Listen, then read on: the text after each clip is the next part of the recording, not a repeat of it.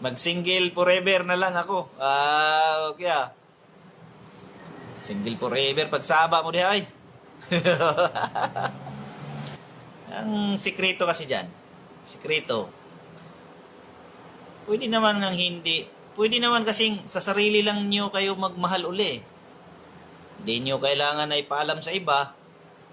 O, para pag nasaktan kayo, kayo lang nakakaalam. Mahina talaga ang mga teknik nyo.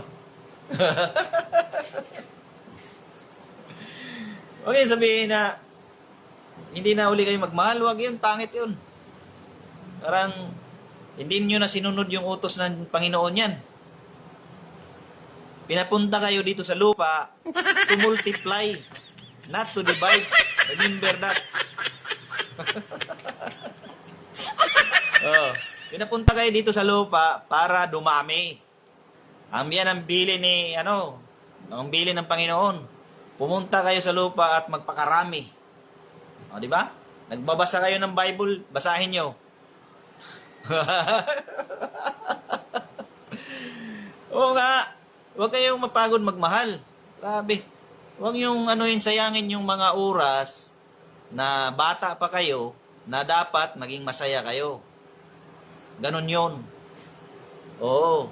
Tapos kapag nagmahal kayo, huwag nyo na ilagay-lagay nyo sa maide. Huwag nyo na ipagkalandaka na ito, boyfriend ko, hanggat hindi kayo sigurado, panatilihin yung private. Para kapag naghiwalay kayo, walang nakakaalam, kayo lang. Oh, masaktan man kayo, kayo lang nakakaalam. Yung reputasyon ninyo, walang nasira. Walang doon sa mga kamag-anakan ninyo. Di ba? Totoo yan. Huwag kayong mapagod magmahal. Magmahal kayo nagmagmahal. Pero sarilihin nyo muna hanggat hindi sigurado. Ganun yun. Ganun yun, ma'am. Hanggat hindi kayo sigurado, isikreto nyo. Para kung masaktan man kayo, yung reputasyon ninyo, malinis pa rin sa mata ng iba.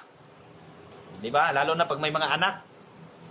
Malinis ka sa mga tanang anak mo kasi wala ka naman pinakilala sa kanya na juwa, di ba? Hindi rin masasaktan sila. Yung magulang mo hindi masasaktan kasi hindi mo naman pinaalam. Kung magkahiwalay man kayo, kayo lang dalawa ang nakakaalam. Ikaw lang mismo sa sarili mo nakakaalam. Yung reputasyon mo mataas pa rin sa paningin ng iba. Hindi nagbabago. Di ba? Sabi ko sa inyo ako na sana yung papalit kay Dr. Love Ako yung kinuha ng na pumalit kay Dr. Love, tinanggihan ko lang. Yan. Kailangan pag pumasok agad yan sa relasyon. Kasi walang relasyon, tandaan nyo, walang relasyon na sigurado. Ayan nga ang mahirap sa pag-ibig Yan ang mahirap talaga sa pag-ibig. Talagang ang Panginoon talagang sinusubok ang tao. Yan ang mahirap kasi ang pag-ibig parang pagkain na nasa hapagkainan.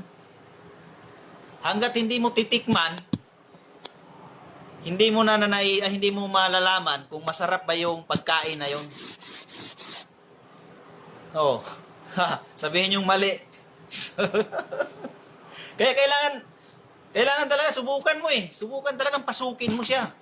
Kailangan yung lalaki na papasukin mo talaga sa buhay mo. Para malalaman mo kung siya seryoso. Di ba?